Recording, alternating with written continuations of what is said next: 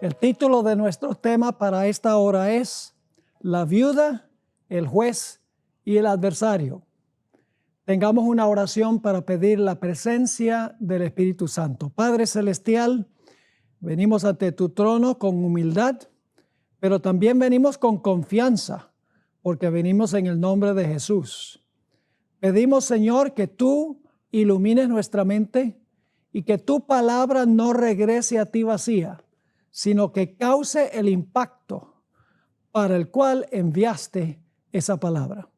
Te damos gracias por el privilegio de la oración y reclamamos la promesa de tu presencia en el nombre de Jesús. Amén.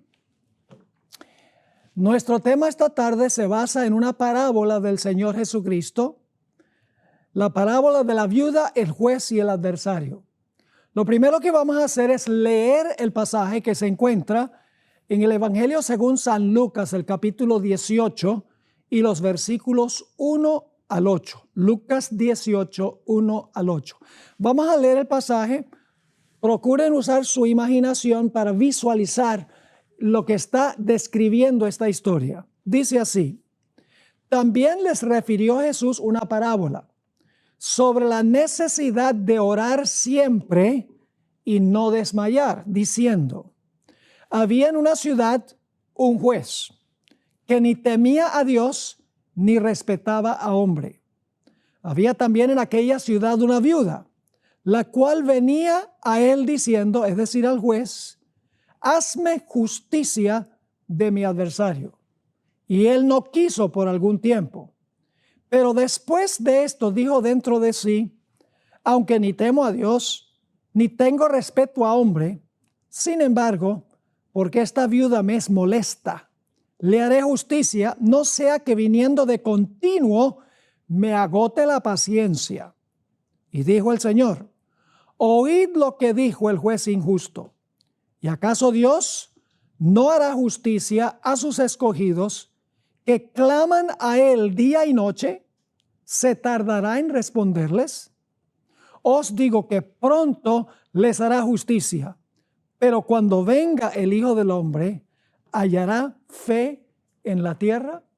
Esa es la parábola. Ahora, no cabe duda que en un sentido general, esta parábola se aplica a todas las épocas. Pero en su contexto, en forma específica, se aplica a los que vivirán en esta tierra durante el tiempo de angustia, poco antes de que regrese el Señor Jesucristo en poder y gloria. ¿Cómo sabemos eso? Porque hay que mirar el contexto anterior a la parábola y el contexto posterior a la parábola. Así que vamos a mirar el contexto inmediatamente anterior. Viene hablando de la segunda venida. Dice así, Lucas 17 y el versículo 26 hasta el versículo 29. Dice: como fue en los días de Noé, así también será en los días del Hijo del Hombre. Así que fíjense, lo que pasó en los días de Noé es lo que va a suceder en los días del Hijo del Hombre, de la segunda venida. Comían, bebían, se casaban y se daban en casamiento hasta el día en que entró Noé en el arca y vino el diluvio y los destruyó a todos. Así que como fue allá, así será en el futuro cuando Cristo venga. Versículo 28. Asimismo, como sucedió en los días de Lot. Comían, bebían, compraban, vendían, plantaban, edificaban. Mas el día en que Lot salió de Sodoma, llovió del cielo fuego y azufre y los destruyó a todos. Así será el día en que el Hijo del Hombre se manifieste. Así que noten nuevamente lo que tenemos aquí. Como fue en los días de Noé, así será en relación con la segunda venida. Como fue en los días de Lot, así será también en relación con la segunda venida. Es decir, antes de la parábola, inmediatamente antes de la parábola, se encuentra una referencia clara a la segunda venida. Y también en el contexto posterior de la parábola, tenemos una referencia a la segunda venida. Porque la parábola termina en el versículo 8 con una pregunta. Pero cuando venga el Hijo del Hombre, ¿hallará fe en la tierra? Así que noten el contexto. Inmediatamente antes viene hablando de la segunda venida. Inmediatamente después termina preguntando, cuando venga el Hijo del Hombre, hallará fe en la tierra. Y en medio tenemos la parábola. La parábola se aplica particularmente a los que van a vivir en esta tierra durante el tiempo de angustia poco antes de la segunda venida de Jesús. Ahora, ¿cuál es la lección central de esta parábola? En realidad hay dos puntos centrales en la parábola. Note lo que dice el versículo 1, que tiene el tema central de la parábola. También le refirió Jesús una parábola sobre la necesidad de orar siempre. El apóstol Pablo dice, orad sin cesar, orar siempre y no desmayar, es decir, no rendirse, seguir orando y orando y orando, aunque no aparentemente recibimos una respuesta inmediata. Debemos orar todo el tiempo y nunca debemos rendirnos en nuestros hábitos de oración. Ahora vamos a mirar los personajes y los elementos de la parábola. Los personajes y los elementos de la parábola. Primeramente tenemos un juez. Lucas 18 y el versículo 2 dice, había en una ciudad un juez que ni temía a Dios ni respetaba a hombre. ¿Qué significa eso? Eso significa sencillamente que este juez era un hombre del mundo.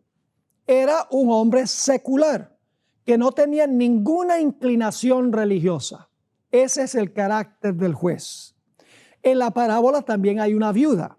Note lo que dice Lucas 18:3, la primera parte del versículo. Dice, había también en aquella ciudad una viuda. Ahora, sabemos que esa viuda estaba en problemas muy grandes porque tenía un adversario. Según los que han estudiado esta parábola, han concluido que esta viuda no tenía hijos, no tenía casa, no tenía dinero, no tenía amigos. Su única esperanza se encontraba en la intervención del juez. Lucas 18:3, la última parte, continúa diciendo, había también en aquella ciudad una viuda que venía al juez y le decía, hazme justicia de mi adversario. Nuevamente, los que han estudiado esta parábola han concluido que lo que ocurrió fue que el esposo de esta mujer, cuando murió, tenía una deuda considerable con un acreedor. Y cuando el esposo murió, el acreedor se posesionó de todo lo que tenía y dejó a la viuda en la calle. Se llevó todo lo que el esposo le había debido cuando el esposo murió. Quedó absolutamente sin nada. Ahora, otra característica que encontramos aquí está en el capítulo 18 y el versículo 3, la segunda parte del versículo, a donde dice que la viuda venía a él, venía al juez diciendo, hazme justicia de mi adversario. Ahora, eso no capta en realidad el tiempo del verbo, porque dice la cual venía a él diciendo, no dice que venía constantemente a donde el juez, pero sabemos que así era, porque en el versículo 5 dice, sin embargo, este es el juez, sin embargo, porque esta viuda me es molesta, le haré justicia, no sea que viniendo de continuo no me agote la paciencia. Es decir, la viuda venía y venía y venía, tenía una perseverancia persistente e incansable. No se rendía en venir al juez. Venía y venía y venía. Ahora el juez podría haber respondido inmediatamente, pero hubo una demora. Dice en Lucas 18 y el versículo 4, la primera parte del versículo, y él no quiso por algún tiempo. Es decir, el juez decidió no hacerle justicia a la viuda inmediatamente. Se demoró en hacerle justicia, es decir, en la parábola hay una demora. Pero dice la parábola que al fin el juez, después de un tiempo, le hizo justicia a la viuda. Vamos a leerlo en Lucas 18 y el versículo 4. la segunda parte y el versículo 5. Dice, pero después de esto dijo dentro de sí el juez, aunque ni temo a Dios, ni tengo respeto a hombre, sin embargo, porque esta viuda me es molesta, le haré justicia, no sea que viniendo de continuo me agote la paciencia. Es decir, finalmente el juez dijo, esta viuda sí es fastidiosa, viene y viene y viene para que yo haga justicia sobre su adversario. Finalmente voy a hacer lo que ella pide para quitarme de la encima, para que no venga más acá. Ahora, ¿qué significa esta parábola? ¿Por qué contó Jesús esta parábola? Ahora, algunas parábolas de Jesús las explicaba en detalle. Esta es una de esas parábolas que Jesús explicó, interpretó. Hay parábolas que Jesús nunca interpretó. Por ejemplo, la perla de gran precio, el tesoro escondido, la parábola de la pesca, todos en Mateo 13. Jesús dio la parábola y no la interpretó. Dejó que sus seguidores interpretaran la parábola. Pero esta parábola tiene una interpretación de parte de Jesús. Noten lo que dice Lucas 18 y el versículo 6. Lucas 18 y el versículo 6. Y dijo el Señor, oíd lo que dijo el juez injusto. Esa expresión significa, ahora les voy a explicar qué significa esta parábola, los diferentes elementos de la parábola. Así que cuando Jesús dice, dijo el Señor, oíd lo que dijo el juez injusto, Jesús está diciendo, ahora les voy a explicar el significado de la parábola. Y en el versículo 7 del capítulo 18, el Señor Jesucristo da la explicación de lo que representan los personajes de la parábola. Dice, ¿y acaso Dios no hará justicia a sus escogidos? Fíjense, ¿a quién representa el juez? Dios. ¿Acaso Dios no hará justicia a sus escogidos? La viuda representa a los escogidos que claman a Él día y noche, como la viuda hacía. ¿Se tardará en responderles? Ahora, vamos a notar más cuidadosamente lo que representa cada personaje de esta parábola, y no solo los personajes, sino todos los elementos de la parábola. En primer lugar, hablemos del juez.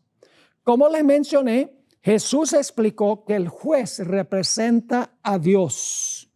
Pero surge la pregunta, ¿cómo puede un juez que no teme a Dios ni respeta a hombre representar a Dios? ¿Cómo es posible eso? La respuesta es que Jesús está haciendo una comparación a manera de contraste. Y les voy a explicar qué significa esto. El argumento reza de la siguiente manera. Si un juez que no teme a Dios ni respeta a hombre responde las plegarias de una viuda para quitársela de encima, ¿cuánto más responderá Dios a las plegarias de su pueblo porque lo ama? Tanto el juez como Dios responden, pero con diferentes razones. El juez se demora en responder los clamores de la viuda por capricho, pero al fin le hace justicia a la viuda para quitársela de encima.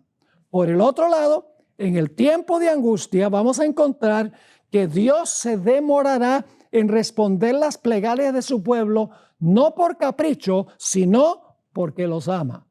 Así que en la parábola el juez representa a Dios. ¿A quién representa la viuda? Bueno, no tenemos que adivinar, porque Jesús dijo que representa a los escogidos. Ahora, en lenguaje simbólico, ¿qué representa una mujer pura?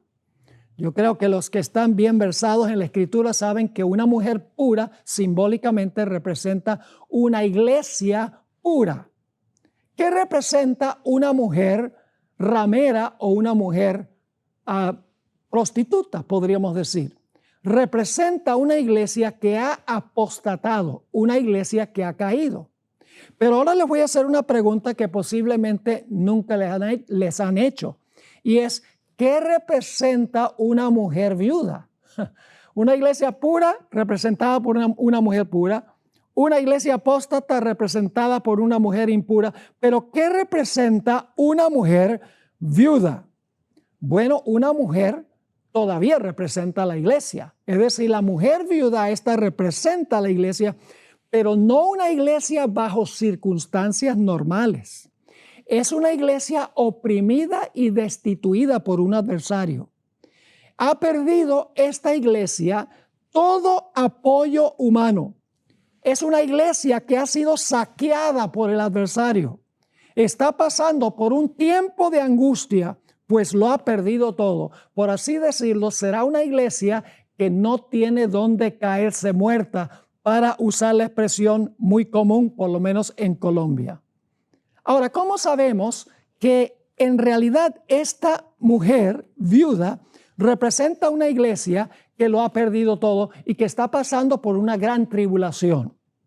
Bueno, no tenemos que adivinar, porque Jesús dijo que representa a los escogidos. Ahora, ¿cuándo van a vivir los escogidos? Vayan conmigo a Mateo 24 y vamos a leer los versículos 22 y el versículo 24. Mateo 24, 22 y 24. Ahora, si ustedes leen el versículo 21, van a encontrar que habla de una gran tribulación cual no se ha visto jamás, ni en el pasado, ni se verá en el futuro. El contexto de estos versículos 22 y 24 es la gran tribulación, el tiempo de angustia. Y noten lo que dijo Jesús. Y si aquellos días del tiempo de angustia no fuesen acortados, nadie sería salvo. Mas por causa de los escogidos, aquellos días serán acortados. Fíjense que Jesús habló de los escogidos en la parábola. Aquí nos dice cuándo vivirán los escogidos. Dice que van a vivir en el tiempo de angustia. El versículo 24 también dice lo mismo. Porque se levantarán falsos cristos y falsos profetas y harán grandes señales y prodigios, de tal manera que engañarán, si fuere posible, aún a los mismos escogidos. Así que los escogidos van a vivir durante el tiempo de angustia y todo lo van a perder. Todas sus posesiones, el apoyo de sus amigos, posiblemente el apoyo de sus familiares, el apoyo de sus esposas o sus esposos, y van a perder su salud, van a perder su libertad, no van a tener a dónde recostarse, van a ser como la viuda de la parábola, donde el adversario que representa, vamos a ver en un momento, a Satanás, habrá quitado todo lo que les pertenece. Por eso es que Lucas 17, 31 y 32, el Señor Jesucristo dijo que cuando llegue este tiempo, no debemos regresar a la casa para recoger esto, para recoger aquello, llevarnos nuestras posesiones, porque nos serán quitadas. Dice allí en Lucas 17, 31 y 32, en aquel día, el que esté en la azotea y sus bienes en casa, no descienda a tomarlos. Y el que en el campo, asimismo, no vuelva atrás. Y luego viene un sermón bien corto de Jesús. Acordaos de la mujer de Lot.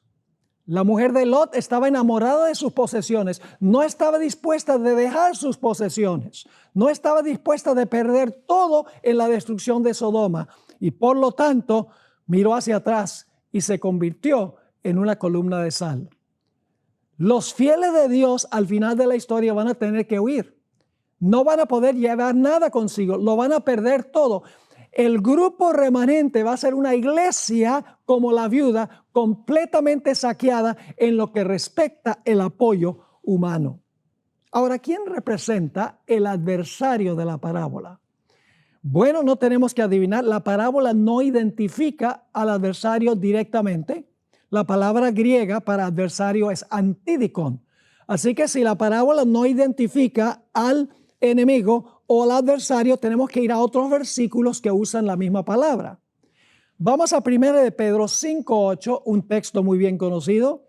Aquí dice el apóstol Pedro, sed sobrios y velad, porque vuestro antidikon, vuestro adversario, el diablo, como león rugiente, anda alrededor buscando a quien devorar. Así que el adversario representa a Satanás. Él va a usar a los seres humanos para saquear al remanente en los últimos días.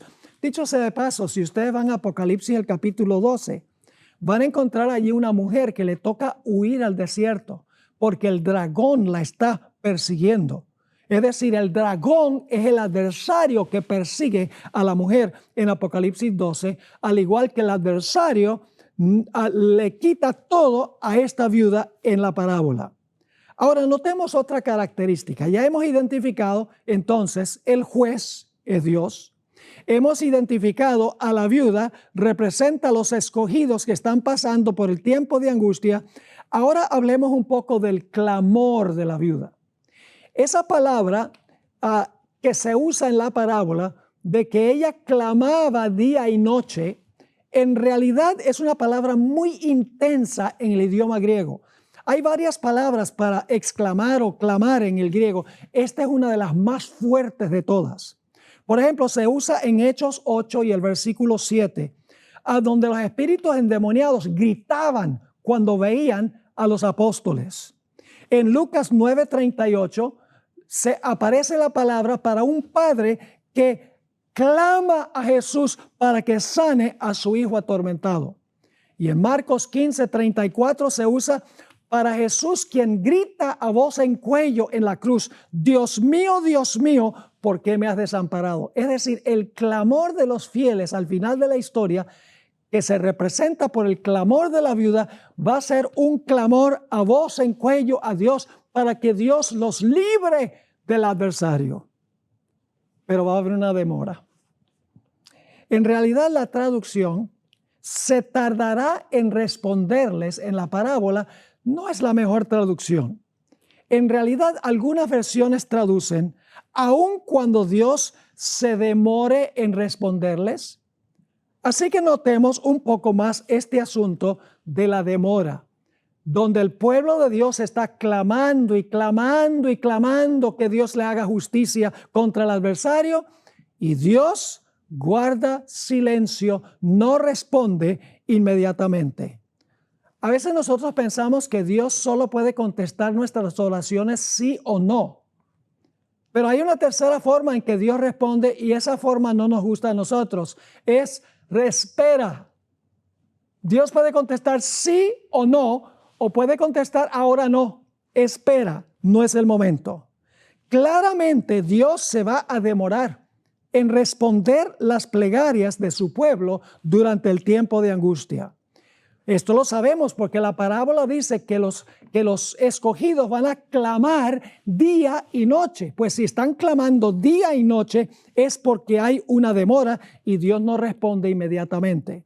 La Biblia de Jerusalén reza de la siguiente manera: ¿y acaso Dios no hará justicia a sus escogidos que claman a Él día y noche, aun cuando se demore en ayudarlos? La traducción de Weymouth dice lo siguiente: ¿y acaso Dios no hará justicia a sus escogidos que claman a Él día y noche, aun cuando se demore en hacerles justicia? El pueblo de Dios durante el tiempo de angustia clamará y Dios no responderá inmediatamente. Ahora, el notable comentarista Albert Barnes comentó sobre esta parábola y la demora de la siguiente manera: aun cuando el Señor se demora largo tiempo en vengarlos y prueba al máximo su paciencia, al fin los vengará. Prueba la fe de ellos, les permite que sufran persecuciones y pruebas por largo tiempo, hasta que parezca que Dios no se interpondrá. No obstante, Él lo hará y los librará. Elena White también hizo un comentario muy apropiado que quiero leer ahora, donde ella cita la parábola, cita a Lucas 18 y el versículo 7 y 8. Dice así: si los hombres tuviesen la visión del cielo, verían compañías de ángeles poderosos en fuerza, estacionados en torno de los que han guardado la palabra de la paciencia de Cristo. Con ternura y simpatía, los ángeles han presenciado la angustia de ellos y han escuchado sus oraciones. Aguardan la orden de su jefe para arrancarlos al peligro. Es decir, los ángeles están esperando nada más que Dios diga: líbralos, y van a intervenir. Sigue la cita: pero tienen que esperar un poco más. El pueblo de Dios tiene que beber de la copa y ser bautizado con el bautismo. La misma demora que es tan penosa para ellos es la mejor respuesta a sus oraciones. Mientras procuran esperar con confianza que el Señor obre, son inducidos a ejercitar su fe, esperanza y paciencia, como no lo hicieron durante su experiencia religiosa anterior. Sin embargo, el tiempo de angustia será acortado por amor de los elegidos. Y ahora va a citar la parábola. ¿Y acaso Dios no defenderá la causa de sus escogidos que claman a Él día y noche? Os digo que defenderá su causa presto.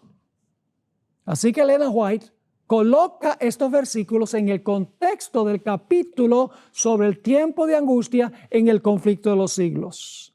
La pregunta clave es esta. Si Dios ama de verdad a su pueblo, si ama tanto a su pueblo, ¿por qué se demora en librarlos del tiempo de angustia? ¿Por qué no librarlos el mismo momento en que comienzan a clamar a Él? Dios puede responder nuestras oraciones con un sí o con un no, pero Dios decide contestar la oración con la palabra espera. ¿Cuál es la razón de la demora? La primera razón ya leí, ellos son inducidos a ejercitar su fe, esperanza y paciencia como no lo habían hecho en su vida anterior. Ahora, noten la primera razón. Hay dos razones por las cuales Dios va a permitir que su pueblo pase por este periodo y no los va a librar inmediatamente. Mateo 24, 21 y 22 nos dice lo siguiente: el pueblo de Dios pasará por todas las grandes pruebas del enemigo, experimentarán todas las fuerzas de Satanás. Dice aquí, porque habrá entonces gran tribulación, cual no la ha habido desde el principio del mundo hasta ahora, ni la habrá.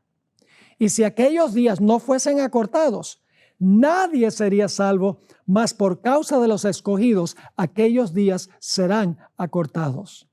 Dios permite el sufrimiento y la demora por la primera razón, y es para fijar la fe y la confianza de este grupo en el Señor. Los que pasen por el tiempo de angustia y la espera fijarán su carácter para la eternidad. La hermana White escribió en El conflicto de los siglos, página 621, los tiempos de apuro y angustia que nos esperan requieren una fe capaz de soportar el cansancio, la demora y el hambre. Una fe que no desmaye a pesar de las pruebas más duras. El tiempo de gracia les es concedido a todos, a fin de que se preparen para aquel momento. Y luego habla de este grupo: su fe no decae si sus oraciones no reciben inmediata contestación. En la página 619, la hermana White escribió: aunque sufren la ansiedad, el terror y la angustia más desesperantes, no dejan de orar. Son como la viuda. Echan mano del poder de Dios como Jacob se aferró al ángel, y de sus almas se exhala el grito: no te soltaré hasta que me hayas bendecido. Serán persistentes como la viuda en la parábola. En Job 23 y el versículo 10 nos explica la primera razón por la cual Dios permitirá que su pueblo pase por este periodo. Dice allí en Job 23:10, y ustedes saben la experiencia por la cual pasó Job. Mañana, en el tema que voy a presentar, voy a hablar de toda la experiencia de Job, todo el libro de Job. Es una historia espectacular que ilustra en miniatura lo que va a pasar con el pueblo de Dios durante el tiempo de angustia. Y Job, aunque sufrió, él sabía finalmente por qué Dios estaba permitiendo esto. En realidad, él pensaba que Dios lo estaba causando. Pero en Job 23:10, Job escribió o dijo: mas él conoce mi camino, me probará y saldré como oro. ¿Cómo es que el oro sale del horno de fuego? Bueno, el oro no solo se mete al horno como oro. Hay mucha escoria que entra como el oro, pero es tan caliente el fuego que consume la escoria y lo que sale es puro oro. Isaías 48 y el versículo 10 tiene un concepto similar. Dice Dios, he aquí te he purificado y no como a plata. Te he escogido en horno de aflicción. Hay una historia en el libro de Daniel que ilustra lo que sucede cuando la gente pasa por el horno. Ahora, en Daniel es un horno literal. Ustedes saben que los 3 jóvenes que fueron echados al horno en Daniel capítulo 3 fue una prueba grandísima para ellos. No cabe duda que su fe creció tremendamente, su confianza en Dios, su esperanza de que Dios los iba a librar. Pero ellos dijeron, si Dios no nos libra, igual somos siervos y obedientes a Dios. ¿Saben que la hermana White usa la experiencia de los 3 jóvenes para hablar de la generación, la última generación que pasará por este tiempo de angustia? En el conflicto de los siglos 621, la hermana White escribió, su aflicción es grande. Las llamas del horno parecen estar a punto de consumirlos, pero el refinador los sacará como oro purificado por el fuego. El amor de Dios para con sus hijos durante el periodo de su prueba más dura es tan grande y tan tierno como en los días de su mayor prosperidad. Pero necesitan pasar por el horno de fuego. Debe consumirse su mundanalidad. Ahora, Elena White escribió en inglés, la traducción mundanalidad no es la mejor traducción. En inglés es la palabra earthliness, que sería más bien terrenidad. Todo lo que los vincula a este mundo, todo lo que los conecta a este mundo, no son mundanos y tiene que consumirse su mundanalidad. Tiene que consumirse cualquier cosa que los conecta con este mundo. Así que dice, debe consumirse su terrenidad para que la imagen de Cristo se refleje perfectamente. Así que Dios permite que pasen por este periodo para refinar su carácter, para fijar su carácter para la eternidad. Pero hay una segunda razón. Y es que Satanás le saca en cara a Dios de que los fieles les sirven por interés. Los fieles les sirven a Dios como mercenarios, porque Dios los bendice, porque Dios los llena de toda clase de bendiciones. Satanás le saca en cara a Dios y le dice, claro, porque tú no me has dejado tocarlos a ellos. Si tú permitieras que yo los tocara a ellos, inmediatamente blasfemarían ante tu rostro. Esto les hace pensar a ustedes de la historia de Job, de lo cual predicaré Dios mediante mañana en la mañana. El libro de Job en realidad es un juicio celestial. Es decir, es un proceso judicial. El libro está repleto de terminología judicial. En un tribunal hay testigos. En realidad, el jurado celestial, ¿quiénes son? Los hijos de Dios que están presentes allí. Vinieron de todo el universo. Los hijos de Dios son los representantes de los mundos que nunca pecaron. En segundo lugar, tenemos un remanente fiel. Y ese remanente fiel es Job. Tenemos también un enemigo, un adversario, que le quita a Job todo lo que tiene. Le quita posesiones, le quita siervos, hijos, salud, la esposa, los amigos y las naciones circundantes le escupieron en la cara y lo rechazaron. Es decir, Job, en cuestión de unos pocos minutos, perdió todo apoyo humano. Así como la viuda en la parábola que estamos estudiando. Y lo interesante es que desde el capítulo 3 hasta el capítulo 38, Dios guarda silencio, aunque Job está clamando y clamando y clamándole a Dios para que Dios lo libre, porque Job no entiende lo que está ocurriendo. Ahora, ¿cuál es el conflicto aquí? Se ve en los primeros 2 concilios que menciona el capítulo 1 y el capítulo 2. Dios le dice a Satanás, ¿has visto a mi siervo Job? Hombre recto, temeroso de Dios, apartado del mal. Y Satanás, enfrente de todos los testigos del universo, porque están los representantes de todo el universo en el concilio celestial, Satanás le dice, claro que sí. ¿No lo has cercado tú? con una valla. Tú has prosperado todas las obras de sus manos. ¿Quién no te sirve así? Job no te sirve por amor, te sirve por interés. Si tú le quitaras todo, enseguida te blasfemaría tu rostro. Y todo el universo está escuchando. Dios podría haberle dicho al concilio celestial, no le hagan caso, eso es un mentiroso. Ustedes saben que eso es un mentiroso.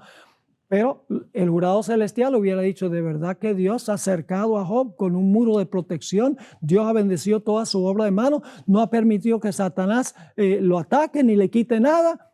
¿Quién sabe? Así que Dios le dice a Satanás, pruébalo y verás que va a ser fiel a mí aún en la adversidad. Y Job pierde absolutamente todo. Y luego dice, Dios dio. No entendía Job, mañana vamos a hablar de esto. Job no entendía lo que estaba pasando, solamente tenía 50% de verdad en lo que dijo. Dios dio, eso era verdad, y Dios quitó, eso no era verdad, pero eso es lo que él sentía, y Dios quitó. Sea alabado el nombre de Jehová. Y el jurado celestial dice, aleluya, Dios tiene razón.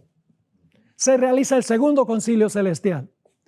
Y Satanás le dice a Dios, así cualquiera está dispuesto a entregar lo que tiene con tal de tener la vida. Pero si tú permitieras que yo lo tocara a él, que no me dejaste tocarlo a él, te blasfema tu rostro. Y todos conocemos la historia. Job, Dios permitió que Satanás lo afligiera con una sarna maligna desde la mollera de la cabeza hasta la planta del pie y tenía que rascarse con una teja. Y luego ustedes notan que Job, en vez de blasfemar a Dios, él dice, Dios es mi Dios, no importa lo que suceda conmigo. Y luego ustedes ven en la historia, la esposa se le vuelca en contra, dice, maldice a Dios y muérete. Los hijos, los amigos especiales, que eran 3, vienen a consolarlo y se convierten en acusadores. Las naciones que antes lo admiraban, ahora se vuelcan contra él. Job no tiene ningún apoyo humano. Así será con los fieles de Dios durante el tiempo de angustia. Hermanos y hermanas, ahora es que nosotros tenemos que desarrollar esa clase de fe, porque en ese tiempo será demasiado tarde para hacerlo. Y Job, a pesar de que se sentía terrible habiendo perdido todo, dijo, aunque me matare, aún en él confiaré. Y dijo, yo sé que mi Redentor vive.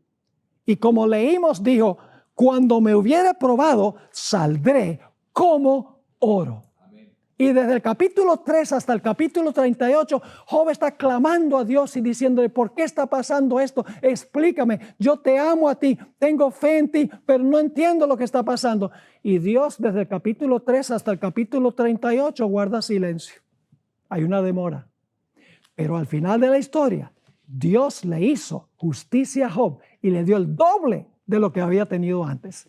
Esta es una ilustración histórica de la experiencia por la cual pasará el pueblo de Dios. Pero ¿saben algo? La experiencia de Jesús es la mejor ilustración de su propia parábola, porque Jesús vivió su parábola. En el caso de Jesús, el juez era el Padre, recuerden eso, el juez era el Padre. El escogido era Jesús y el adversario era Satanás. Y Jesús lo perdió todo, no tenía nada de qué recostarse. Escuchen bien, todos sus discípulos lo abandonaron, ni siquiera la ropa que tenía la tenía encima porque colgó en la cruz desnudo. Perdió todo apoyo humano. Y parecía que su padre lo había desamparado también. Porque en la cruz dijo, Dios mío, ¿por qué me has desamparado? Encontramos nosotros la angustia de Jesús en Mateo 26:37. Dice, comenzó a entristecerse y a angustiarse en gran manera. Y ustedes saben que 3 veces en el Getsemaní rogó a su padre, Padre, si puede pasar de mí esta copa, que sea así, pero que no sea hecha mi voluntad, sino tu voluntad. Y mientras elevaba esa oración, según Lucas 22:44, sudó grandes gotas de sangre. Y en la cruz clamó, Dios mío, ¿por qué me has desamparado? Yo pregunto, ¿el Padre lo libró inmediatamente? No. Hebreos 5:7 parece decir que sí, pero vamos a ver que no. Hebreos 5 y el versículo 7 dice, y Cristo en los días de su carne ofreciendo, aquí está el clamor de Jesús, ofreciendo ruegos y súplicas con gran clamor y lágrimas al que el que le podía librar de la muerte, fue oído a causa de su temor reverente. ¿Dios oyó, el Padre oyó la oración de Jesús? Sí. ¿Lo libró de la muerte? Sí, pero no inmediatamente. Jesús tuvo que pasar por el Getsemaní. Jesús tuvo que pasar por la cruz. Y yo pregunto, ¿cuándo es que el Padre libró a Jesús de la muerte? No fue que lo libró para que no tuviera que morir, sino que lo libró después de morir, después de una demora. ¿Y saben algo? Durante este periodo, el Señor Jesucristo no dependió de sus emociones. Hermanos y hermanas, nosotros dependemos mucho de la forma como nos sentimos. Si amanecemos con buena salud y contentos, pues es muy fácil amar a Dios y darle gloria a Dios. Pero cuando nos vienen vicisitudes y nos sentimos mal, ¡ay, Dios no está conmigo! Y nos ponemos a quejar. Jesús, si hubiera dependido sobre sus emociones, hubiera fracasado. La hermana White escribió en El Deseado de todas las gentes, página 704, entre las terribles tinieblas, aparentemente abandonado de Dios, Cristo había vaciado las últimas heces de la copa de la desgracia humana. En esas horrorosas horas había confiado en la evidencia que antes recibiera de que era aceptado de su Padre. Conocía el carácter de su Padre. Comprendía su justicia, su misericordia y su gran amor. Por la fe confió en aquel a quien había sido siempre su placer obedecer. Y mientras sumiso se confiaba a Dios, desapareció la sensación de haber perdido el favor de su Padre. Por la fe, Cristo venció. ¿Saben por qué venció? Porque conoció a su Padre antes. Sabía que su Padre era una persona de gran justicia, misericordia y gran amor. Ahora, ¿por qué se demoró el Padre en responder la plegaria de Jesús? Tenemos que seguir el siguiente texto después de Hebreos 5:7, es Hebreos 5:8. Voy a leer el 5:7 nuevamente y le voy a empatar el versículo 8. Cristo, en los días de su carne, ofreciendo ruegos y súplicas, con gran clamor y lágrimas, al que le podía librar de la muerte, fue oído a causa de su temor reverente. Y ahora dice, y aunque era hijo, por lo que padeció, aprendió la obediencia. No es que Jesús nunca desobedeció, pero en cada prueba que llegó, obedeció a su Padre. Por lo que padeció, aprendió la obediencia. Yo pregunto, ¿puede ser que nosotros aún ahora y en el tiempo de angustia, el pueblo de Dios va a aprender a obedecer a Dios en cada paso? No cabe duda. Ahora yo pregunto, finalmente, ¿cuándo le hizo justicia el Padre a Jesús? Hay una cita extraordinaria en la revista The Youth Instructor, una revista que no fue publicada nunca en español, mayo 2, 1901. Escuchen lo que dice. Aquel que murió por los pecados del mundo debía permanecer en la tumba por el tiempo establecido. Escuchen bien ahora. Estaba como prisionero de la justicia divina en esa prisión pedregosa y era responsable ante el juez del universo. ¿Ante quién era Jesús responsable? Ante el juez del universo. Estaba llevando sobre sí los pecados del mundo. Y ahora escuchen bien, y solo su Padre lo podía soltar. ¿Era qué? Responsable ante el juez del universo y estaba llevando sobre sí los pecados del mundo y solo su Padre lo podía soltar. ¿Saben? Muchas personas preguntan, ¿quién resucitó a Jesús? Pues la mayoría de los textos del Nuevo Testamento dicen que el Padre resucitó a Jesús. Pero alguno dirá, ¿pero Jesús acaso no tenía vida en sí mismo? Que tenía que depender de su Padre. Bueno, vamos a ver cómo resolver este dilema. En Lucas 23:46 encontramos a Jesús en la cruz y esta es su última declaración en la cruz. Está hablando a su Padre. Entonces Jesús, clamando a gran voz, dijo, Padre, en tus manos encomiendo mi espíritu. Y habiendo dicho esto, expiró. Yo pregunto, ¿por qué el Señor Jesucristo encomendó a su Padre su espíritu? Tiene que ser que su Padre tiene algo que ver con Jesús resucitar. Ahora vamos a Juan 10 y el versículo 17 y 18. Juan 10, 17 y 18. Jesús aquí dice, por eso me ama el Padre, porque yo pongo mi vida para volverla a tomar. ¿Quién puso la vida de Jesús? Él mismo. ¿Quién la volvió a tomar? Él mismo. Versículo 18, nadie me la quita, sino que yo de mí mismo la pongo. Tengo poder, una mejor traducción es autoridad, es la palabra exusía. Tengo autoridad para ponerla y tengo autoridad para volverla a tomar. ¿Quién le dio esa autoridad a Jesús? Este mandamiento recibí de mi Padre. Así que Jesús estaba diciendo al Padre, en tus manos encomiendo mi espíritu, porque tú has prometido que la mañana de la resurrección tú vas a mandar un ángel para llamarme del sepulcro y entonces yo voy a salir del sepulcro por la vida que está en mí mismo. Por eso la hermana White describe el momento en que Dios le hizo justicia a Jesús. Ella dice que descendieron dos ángeles del cielo. Un ángel rodó la piedra y se sentó en la piedra. El otro ángel con una voz de trueno que sacudió la tierra y rajó las piedras, dijo, oh Hijo de Dios, tu Padre te llama. Y entonces Jesús salió del sepulcro por la vida que estaba en él, pero fue llamado por su Padre, como dicen estos textos. Ahora, mis queridos hermanos y amigos, nosotros vamos a repetir la historia de esta parábola al final de la historia. Y el conflicto va a ser sobre dos imágenes. La imagen de Jesús, los elegidos de Jesús van a tener la imagen de él, mientras que los impíos van a tener la imagen plena de Satanás. Dos grupos con una diferente imagen. Nota lo que dice Palabras de Vida del Gran Maestro, página 47, una cita súper conocida. Cristo espera con un deseo anhelante la manifestación de sí mismo en su iglesia. Cuando el carácter de Cristo sea perfectamente reproducido en su pueblo, entonces vendrá Él para reclamarlos como suyos. Habrá un grupo que reflejará plenamente el carácter de Jesús, pero hay otro grupo que refleja otra imagen. Esta cita la conseguí hace un tiempo. Es una cita espeluznante. Es una cita que le da a uno piel de gallina cuando uno la lee. Fíjense lo que dice. ¿Saben lo que significa piel de gallina, verdad? Le salen a uno turupitos cuando uno se asusta o algo.